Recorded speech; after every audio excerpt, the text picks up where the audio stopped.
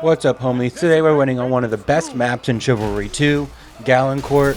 As always, check out my description after the video. I've got a lot of really cool stuff linked, including my community Discord, if you just want to chat, hang out, or get notifications for when I post a video or short. But let's dive into protecting, or desecrating, the mighty Feydrid's tomb. You guys already know what I'm going to say. Build a choke point at the entrances. Fortunately, I couldn't get footage for the other side, but you basically just want to build on the grassy part where they're going to drop in off the rams. Also, if you're defending as an engineer, your weapon doesn't matter, so you don't need the golden dag, pickaxe, whatever it is you spawn in with. You want to pick up at a battle axe, executioner's axe, whatever, go for it. This first objective is a kill objective, so as always it comes down to winning the fights, that you can support with spaced out banners, fire pots at the enemy's entrances, and if you want, counter building as an engineer on attack. Now this one is split into two separate areas, so make sure you pay attention to the icons, and if you're attacking, join the side that has the most of your team on it. If you're defending, it's pretty much the same idea. Banners, fire pots, yada yada yada. But here, it is very crucial that you pay attention to the icons. If one of them goes red, you and your team need to rush over there fast. Masons need to capture only one of two here, so maintaining control over just one does nothing for you. Engineer work on the ships. You can do a variety of different things here, just please don't do one thing. Don't build around the front of the bombs. It's useless. It blocks your team and the enemy can reach through them. You can build on chokes of entrances, but those walls are hard to defend and even harder to get back up. I think my favorite thing to do here is to build safety area for those defusing. There is a spot on these ships where you can put a banner right next to the bombs, and it actually sits on the inside of the wood of the mast so that nobody can actually attack it and knock it down. If you're playing Guardian, that is exactly where you need to drop your banner on both of these ships. It's hard to hit with a siege crossbow, and it's impossible to knock down with a regular weapon. This is a pretty good spot to stop the enemy team if you're defending, but you need to do a couple things. The most crucial is holding the first ship for a good amount of time, at least 2 minutes. And one big thing I hate that people do on this map as defenders, do not fight in the open area between the ships and the first objectives. You're just giving the Masons free kills and locking yourself behind a respawn timer while they take the first ship, and ultimately getting steamrolled until the gates.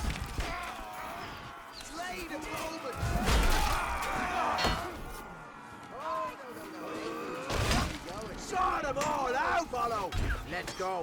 Follow my lead, boys.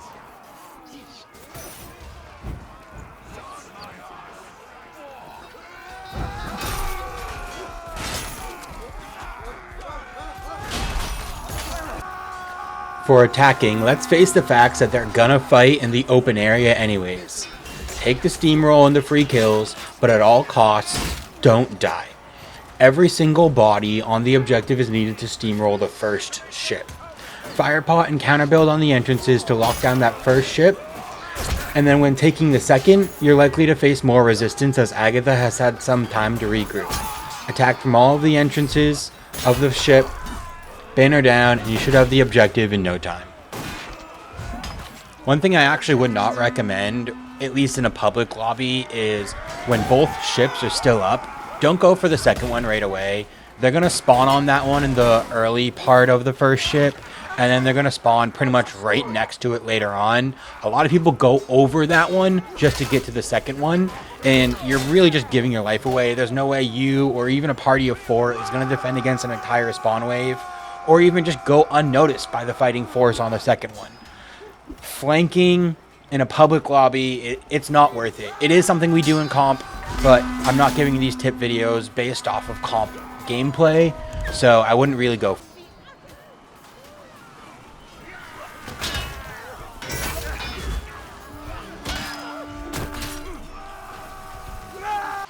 The bowsprits are a really good spot to come in from. Most people just spend all of their time fighting on the main deck, so you can get a good drop on the team from there.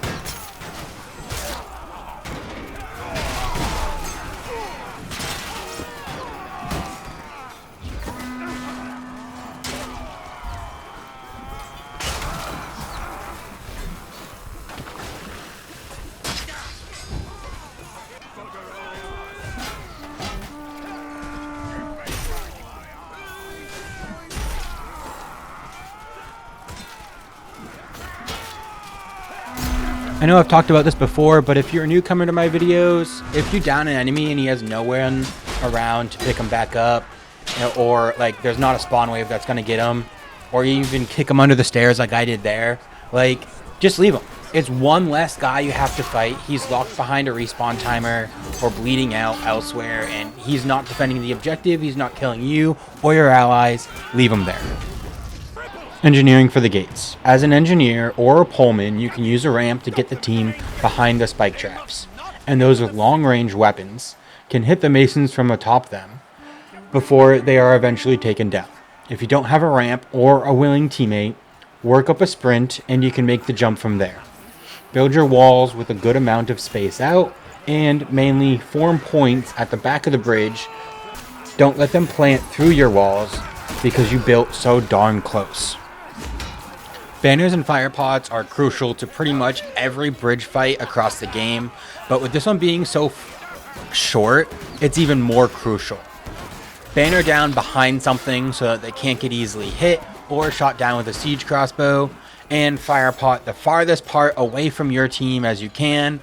Just, it's area denial, guys. You don't have to drop it on a bunch of enemies. Just stop them from going into that area, and that will stop them from flowing into the objective, ultimately buying you more and more time on defense, which is exactly what you want. Exactly the same idea for attack, but another thing that you want to do, as many teammates as you can carrying petards, and just create a big wave of bonking them back. It's literally unstoppable. If you do that, I promise you this first gate is a breeze. The engineering work for defense on the second gate is pretty much the same idea as the first, but if you can get walls into that choke point there, I would recommend doing it. I wasn't able to get it in this match because we were just getting steamrolled really hard. There was no way I was going to get in there. Never mind keep them long enough defended for my team to get in and help me out. This gate, it's pretty much exactly the same thing as the first for both teams. If you want to engineer for the statues, you can do what I did here, but it doesn't matter. This is the center point right here is the only thing that matters for attackers to get down. Everything else, they don't even need them all. I just played team deathmatch here. It's free for attack. Don't put too much thought into it. For attack, this objective is a free one. If you want to do a couple of cool tricks, you can drop down behind a couple of statues that are pinned up against the walls and get them from behind the statue itself where you can't get hit. Just play team deathmatch until the grunts get it, honestly, is my honest opinion. This is probably the most free objective in the entire game, excluding taking the vineyard on Bridgetown, because that's just a joke. This isn't really a joke, more so just a really free objective to get.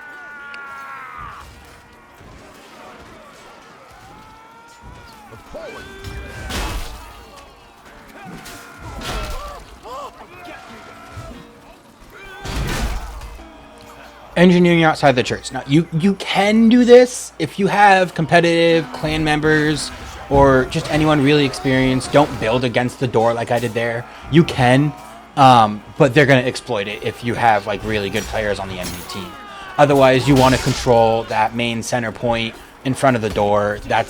You control that, you win the door, obviously. Attacking it can be a little bit harder, but once they go monks, you really get half the door down. They get monks, then you get the entire door because almost half their team goes away. Never go monk as defense, in my opinion. If you can get your whole team to not go monk, you win on this objective. Don't worry about the next one. You're trying to win this one here now. If you want to be the guy to abuse those kind of walls, this is exactly how to do it. Just get up behind them, get inside of them, hit the door from behind their own walls, and they lose the door because they built like an idiot, or they didn't realize that one of those guys was on that team.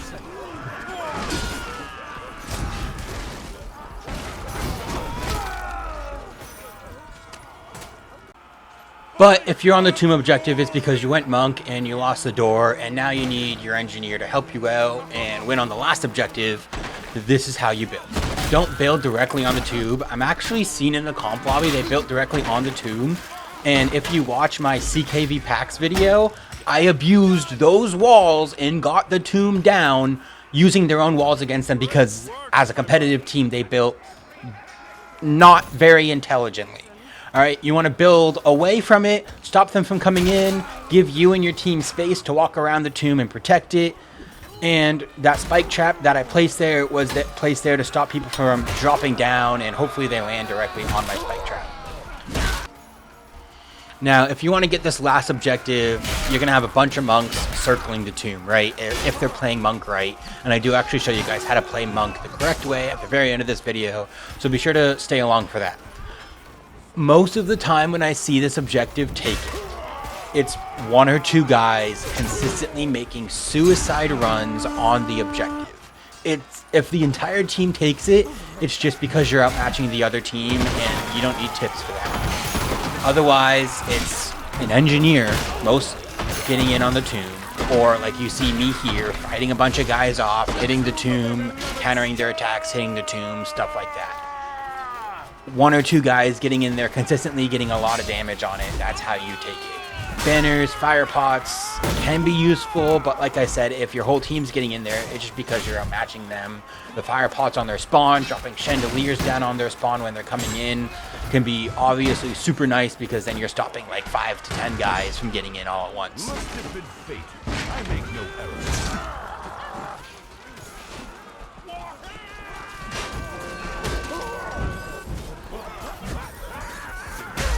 You can't even avoid being struck. Ow!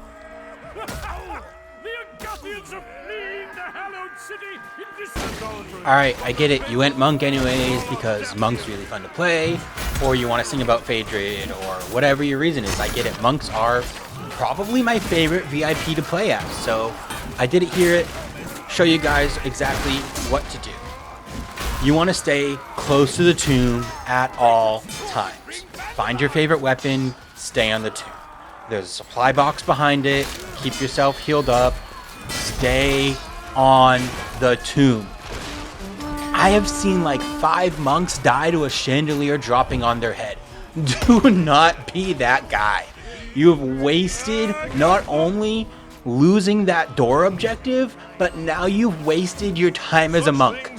Don't rush in.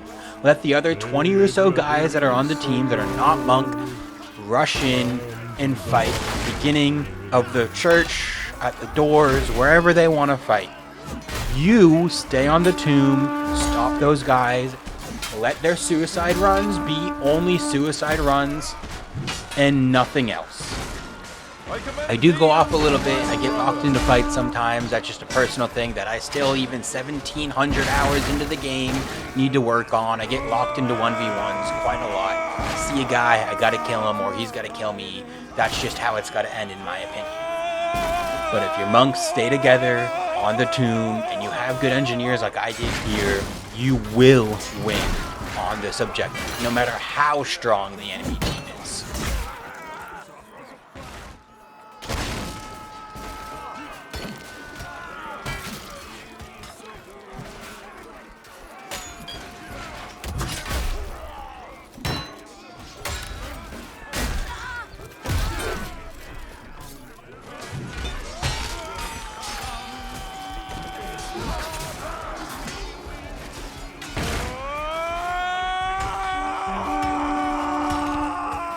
If you enjoyed this video, let me know in the comments. What do I do right?